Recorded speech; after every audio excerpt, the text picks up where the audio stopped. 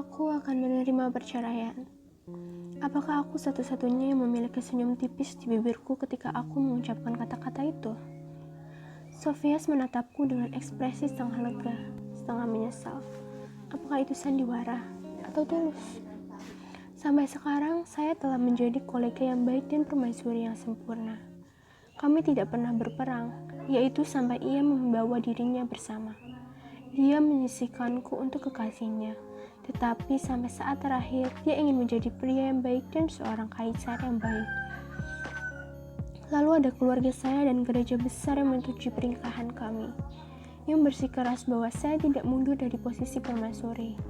Dia tentu tidak akan menyukai gagasan untuk menjalani persidangan perceraian yang melelahkan melawan kedua kelompok ini.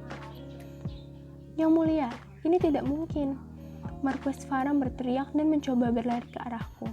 Tetapi dia ditangkap oleh penjaga kaisar dan dilarang melangkah lebih jauh. Marquess Farham dan Countess Eliza membela saya. Saya berterima kasih kepada Anda semua. Aku melirik mereka dengan bersyukur, kemudian menoleh ke Menteri Pengadilan. Permaisuri Navier, apakah Anda benar-benar setuju dengan dokumen perceraian ini tanpa keberatan? Menteri Pengadilan memiliki suara yang sedikit marah. Dia ingin aku bertarung dan menantang alasan perceraian. Sementara kemudian menentangkan persidangan tidak ada. Itu akan menyebabkan skandal bagi kaisar dan selirnya ketika orang-orang mendengar berita itu. Itulah yang diinginkan oleh pendeta, keluarga saya, dan teman-teman saya. Aku menggelengkan kepala. Persidangan perceraian dapat merusak reputasi Sofias, tetapi nama saya juga mungkin rusak. Bukannya saya memiliki masalah moral, tetapi saya mungkin tidak dapat memanfaatkan situasi jika menjadi terlalu rumit. Aku menerima perceraian. Menteri memejamkan matanya dengan serius ketika gumanan pecah di dalam ruangan dan minta izin untuk menikah lagi. Saat saya selesai berbicara, suasana hati berubah sepenuhnya. Udara masih hening dan terkejut, dan mata menteri terbuka. Semua orang saling melirik, tidak yakin dengan apa yang mereka dengar. Sofias menatapku dengan bingung. Dahi berkerut, menteri itu linglung.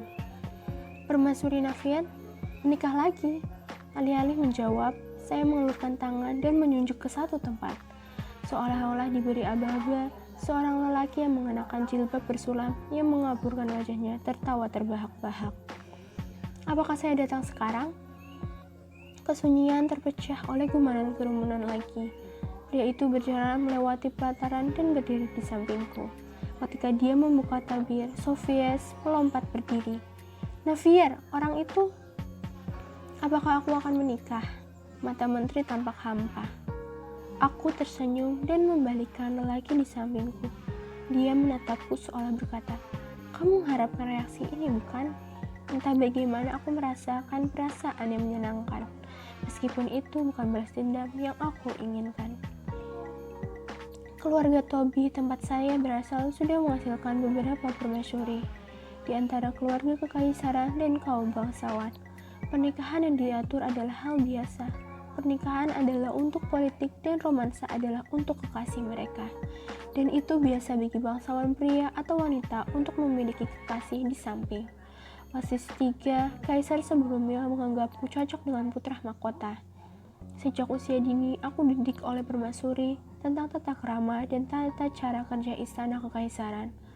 Untungnya, Pangeran Mahkota, Sofias, dan saya saling bertemu dan kami berteman akrab. Kami tidak melihat suatu sama lain sebagai kekasih, tetapi itu masih sesuatu. Itu adalah jenis hubungan di mana bahkan ketika kami bertempur di rumah, kami berjalan ke aula pernikahan sambil tersenyum. Banyak tentang kami bekerja sama dengan baik, dan kami cukup beruntung. Para bangsawan melihat Sofias dan aku hanya sepasang anak, dan kami menyatukan kepala dan mendiskusikan negara yang akan kami bangun untuk generasi berikutnya. Sebagai orang dewasa, Sofias mewarisi tata dari almarhum kaisar, dan setelah upacara penobatan kami berhubungan baik selama sekitar 3 tahun. Itu adalah hari yang buruk untuk merencanakan tahun baru. Setelah berkonsultasi dengan para pejabat sepanjang hari, saya kembali ke kamar saya untuk menemukan Lady dengan ekspresi gugup di wajah mereka. Apa yang terjadi? Aku melihat sekeliling dengan cemas dan seolah seorang wanita menjawab dengan suara yang tajam. Kaisar pergi berburu dan membawa gelandangan kembali. Lalu dia memanggil kita dan memerintahkan kita untuk mencuci bentang kotor. Semua wanita yang menunggu adalah selir dan istri dari keluarga bangsawan tingkat tinggi. Dan mereka hanya memandikan saya, untuk wanita yang bahkan tidak menggunakan tangan mereka sendiri untuk mandi. Itu pasti bau dari biru. Tapi itu sangat aneh. Kaisar tahu kebanggaan para wanita yang menunggu lebih baik daripada orang lain. Namun dia memerintahkan mereka untuk mencuci seorang wanita yang dia bawa kembali setelah berburu. Wanita apa? Kami tidak tahu apakah ia seorang tahanan atau budak. Kakinya terjebak. Kaki? Iya, Kaisar menemukannya terperangkap dalam perangkap dan menyelamatkannya. Para wanita yang menunggu saling bertukar pandang di antara mereka. Tampaknya ada yang ingin mengatakan lebih banyak, tetapi tidak ingin melakukannya di depan saya. Tidak apa-apa, katakan padaku. Setelah sedikit tertekan, salah satu dari mereka dengan enggan membuka mulutnya. Bahkan ketika dia kotor, dia tampak cantik. Saya pikir saya membayangkannya bahkan sebelum saya mencucinya. Tetapi dia benar-benar menakjubkan ketika saya selesai. Kecantikannya sebanding dengan Tuan Putri Duchess, wanita paling cantik di dunia. Ketika mereka berpikir saya merasa tidak nyaman, para wanita itu menambahkan paduan suara mereka sendiri. Tentu saja tidak ada bandingannya denganmu, Yang Mulia. Wajahku agak menarik, namun sebagai seorang putri muda dan seorang permaisuri, semua orang cenderung menyanggung saya. Jadi tidak jelas seberapa indah saya. Akibatnya, saya akan mengecualikan diri dari perbandingan seperti itu. Namun, Duchess Tuania dikenal sebagai wanita paling cantik di masyarakat. Dia debut pada usia 17 tahun dan dia masih kupu-kupu yang tak bernoda pada usia 40. Dan sekarang wanita misterius ini setara dengan Duchess Tuania. Dan bahkan wanita berhidung tinggi ini juga berpikiran seperti itu. Mungkin Kaisar benar-benar menyelamatkan kecantikan yang luar biasa dari tempat berburu. Tidak ada alasan bagi nona-nona yang menunggu untuk melihat apakah dia cantik. Kamu bisa memberitahuku apa saja. Aku bisa melihat kalian semua memiliki banyak hal untuk dikatakan. Ketika saya mendorong mereka lagi, seorang wanita akhirnya mengumpulkan keberaniannya dan mengungkapkan segalanya. Sebenarnya, Kaisar sepertinya menyukainya.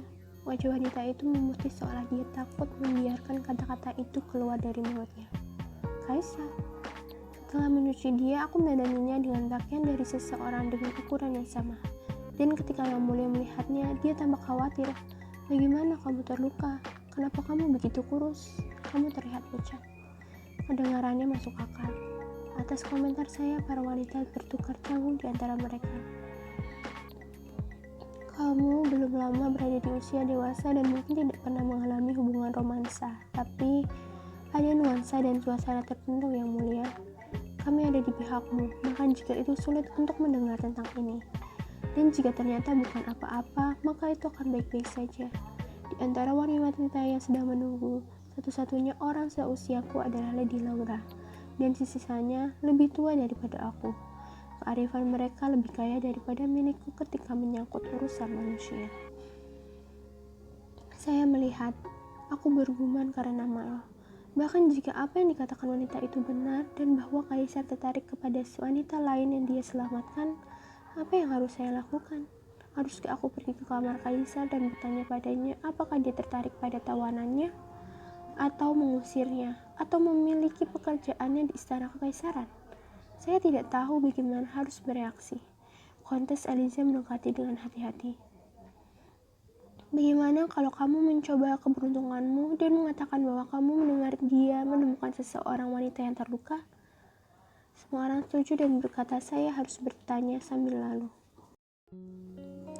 Mungkin mengatakan kamu mendengarnya dari salah satu pelayan istana. Untuk berjaga-jaga, saya mengangguk dan tersenyum. Berdoa itu tidak akan menjadi masalah besar. Aku akan. Terima kasih semua. Yang Mulia Kaisar adalah orang yang penuh kasih sayang. Jadi dia pasti membawanya ke sini karena kasihan. Kapan saat yang tepat untuk bertanya kepada Kaisar tentang wanita yang ia temukan di tempat berburu? Setelah banyak pertimbangan, saya memutuskan untuk bertanya padanya saat makan malam besok. Meskipun kami adalah suami dan istri, kamar kami dipisahkan di sebelah timur dan barat. Dikatakan bahwa kamar-kamar ditempatkan untuk menunjukkan bahwa monarki secara simbolis mendukung setiap sisi negara. Makna itu sekarang telah memudar, dan sekarang itu adalah pengaturan yang sempurna untuk kaisar dan permaisuri untuk hidup tanpa harus saling menyentuh. Meskipun Sophia belum memiliki selir, kami makan dan tidur secara terpisah karena jadwal kami yang sibuk dan gaya hidup yang berbeda.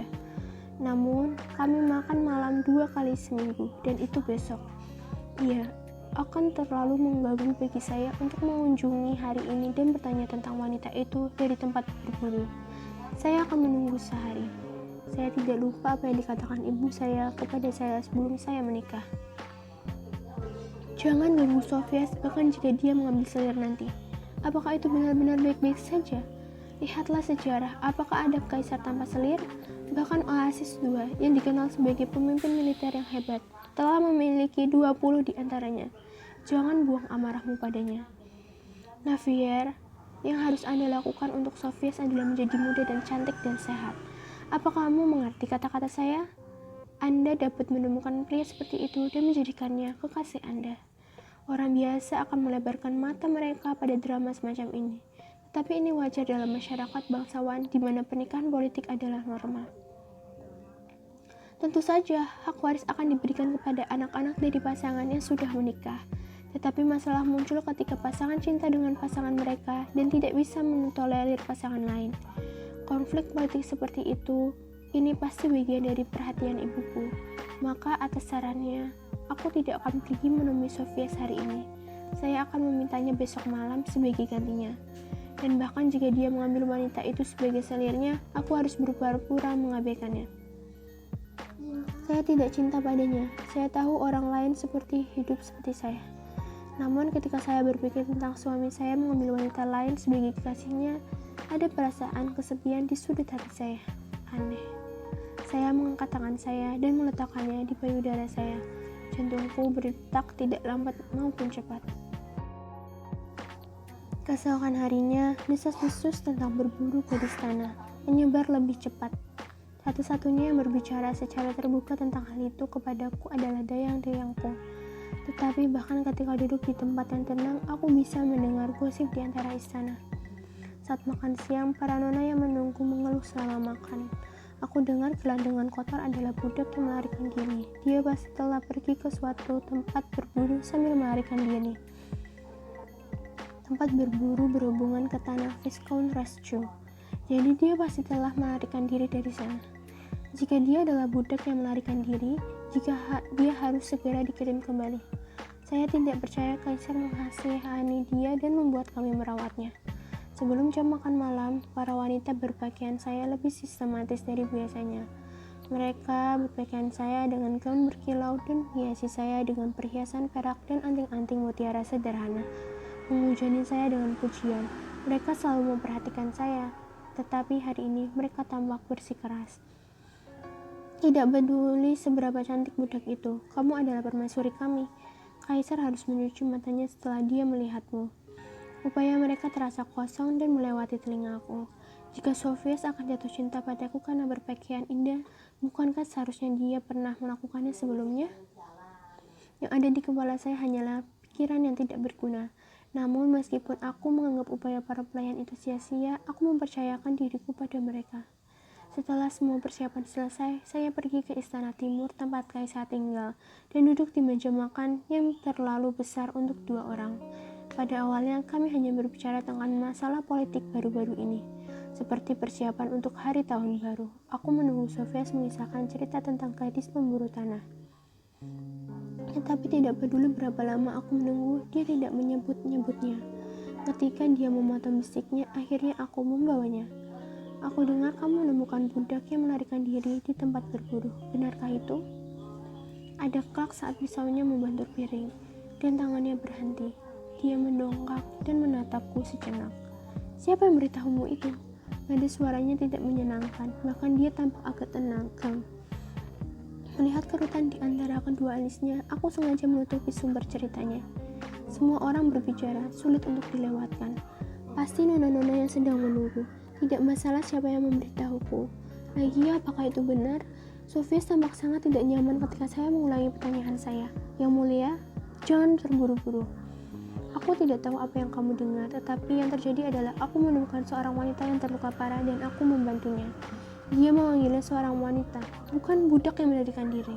Saya melihat, jadi di mana dia sekarang? Permaisuri, tolong beritahu aku. Kami makan 2 kali seminggu bersama. Kami punya banyak hal lain untuk dibicarakan. Bukan begitu? Es dalam suaranya jelas bagi saya. Jangan terlibat dalam hal ini dengan cara apapun.